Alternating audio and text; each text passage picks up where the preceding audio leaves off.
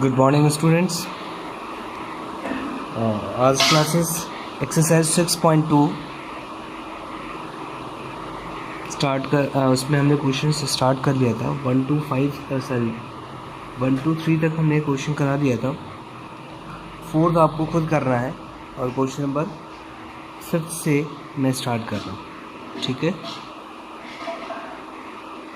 तो देखिए, ये हमारा कॉन्सेप्ट है।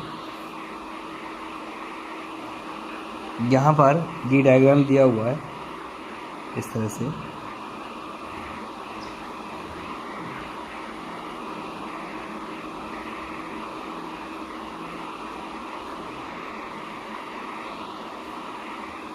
पी क्यू आर, ये ओ पॉइंट है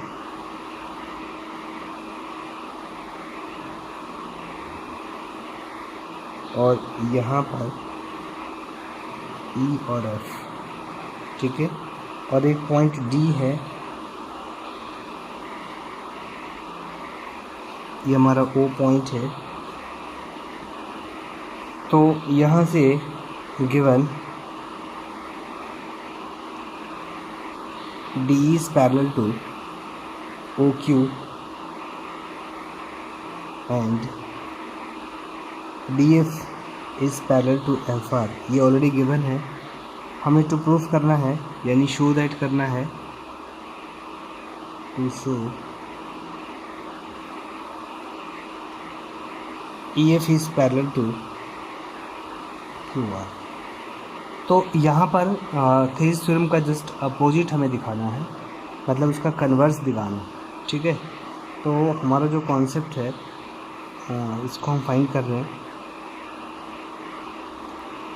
प्रूफ, इसमें हमें क्या करना है, सबसे पहले तो ये जानना है कि D is parallel to O Q already given है।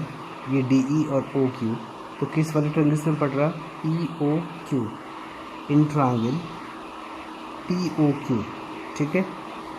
D E is parallel to O Q, ठीक है। जब ये इसके पैरेलल है तो converse of by Thales theorem, not converse, by Thales theorem, ठीक है। बाय थेरिस थ्योरम से हम ये जानते हैं कि डी ई जो है जब ओ क्यू के पैरेलल है तो इसके साइड को हम रेशियोज में डिवाइड करते हैं। तो हम लिख सकते हैं P D upon D O equals to P E upon P Q, ठीक है। ये फर्स्ट होगा।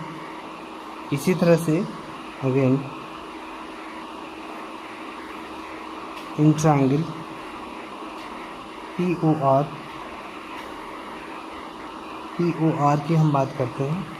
तो पी ओ आर में भी ये चीज़ गिवन है, D F is parallel to O R, ये चीज़ गिवन है। तो जब डी एफ इस ओ आर के पैरेलल है तो इसको भी हम ऐसे ही करेंगे।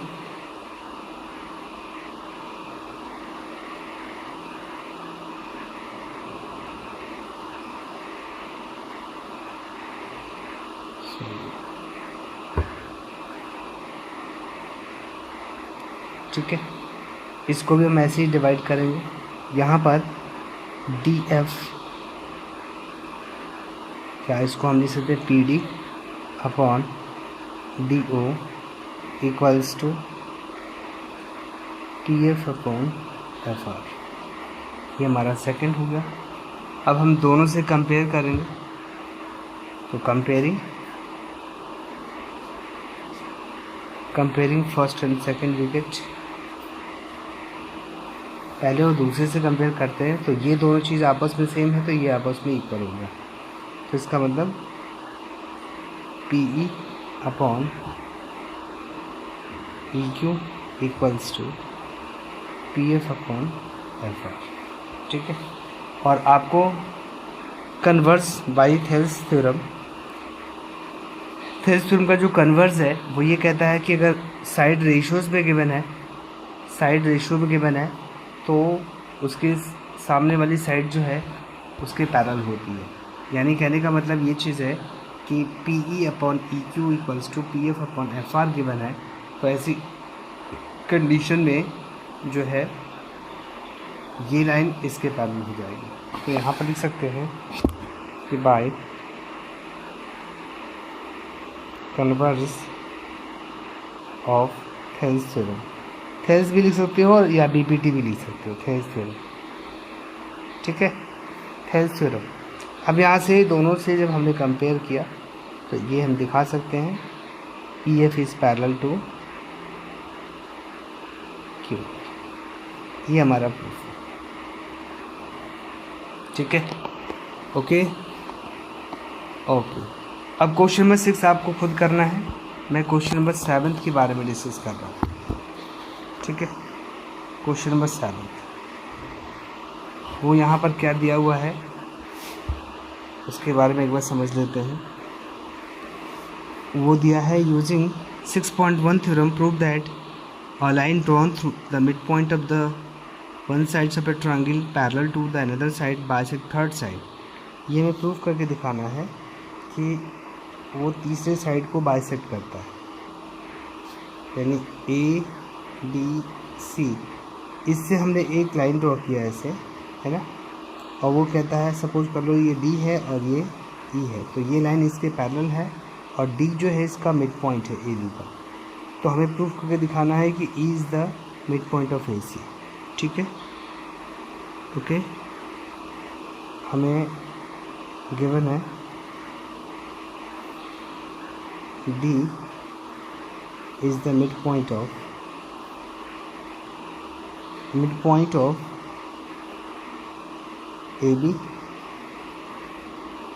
That is A D equals to D B. ये चीज़ ऑलरेडी गिवन है और हमें टू प्रूफ करना है ए ई इक्वल्स टू ई सी, ए जो है ई सी के इक्वल है, ये हमें प्रूफ करके दिखाना है।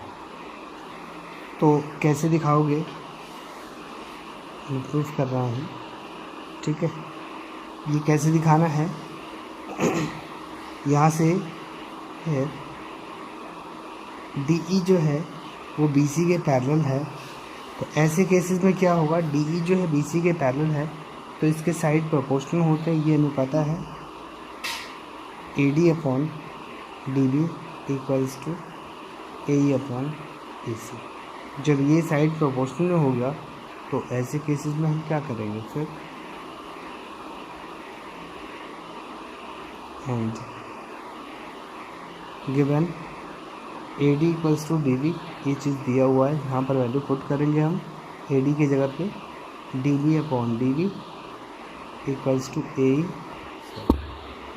Equals to A E upon E C. ये इससे फिनिश हो गया, ठीक है, ये फिनिश हो गया। यहाँ पर बचा 1 equals to A E upon E सी।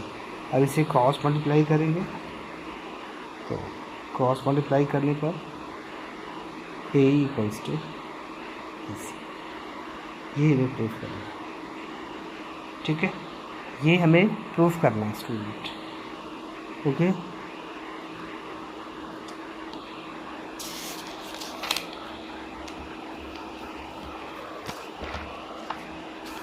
इसी तरह से जो हमारा नेक्स्ट क्वेश्चन है वो ये है, क्वेश्चन हमारा है 7th में हमारे पास गिवन है using 6.2 theorem line join the mid point of any two sides of a triangle is parallel to third side. तो वो कह रहा है कि prove that the line joining the mid point of any two sides. जैसे कहने का मतलब है कि ये एक ट्रायंगल है ए बी सी और डी और ई जो है इसका मिड पॉइंट है ना।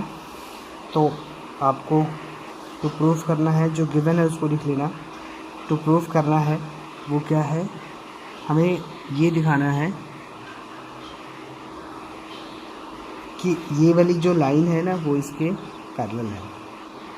तो यहाँ पर DE is parallel to BC हमें शो करना है, ठीक है। प्रूफ कर रहे हैं हम। प्रूफ कैसे करेंगे? यहाँ से given D and E is the midpoint of AB and AC. Then AD equals to DB and चलो पहले शुरू कर देते हैं। AD इक्वल्स टू DB हो गया, तो अब AD इस DB को नीचे लेके आएंगे। DB इक्वल्स टू क्या बचा? 1। ये हमारा फर्स्ट होगा। एंड दूसरे के लिए हमें क्या करना है? E जो है मिड पॉइंट है, तो उसकी केसेस में AE equals to EC given है, इसको भी आप नीचे ले आओ, तो AE upon EC equals to 1। ये हमारा सेकेंड हो गया। अब दोनों से कंपेयर करते हैं, है ना। तो ये 1 और ये 1 दोनों इक्वल है, तो फ्रॉम फर्स्ट एंड सेकेंड